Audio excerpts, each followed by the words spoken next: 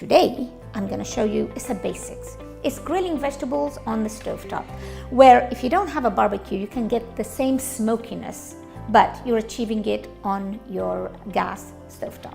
What we need is a diffuser and vegetables. So I'm going to start with aubergines. Aubergines, always poke some holes. If you forget that, you're going to have a disaster in the kitchen. It's going to explode. You can, of course, grill in the oven, but this way you get a delicious smokiness, which just adds another layer to whatever you're preparing. Peppers, I just put it like that.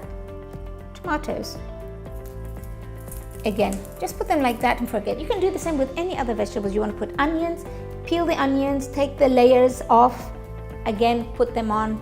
That's what you get. Garlic is the same thing. It's a really good basic to know. Now it's been around 15 minutes and it's all grilled. I'm just going to take the tomatoes off. Be careful, it's very hot. This is the pepper. Look at the skin, it's charred. You can see it, but the smell is amazing.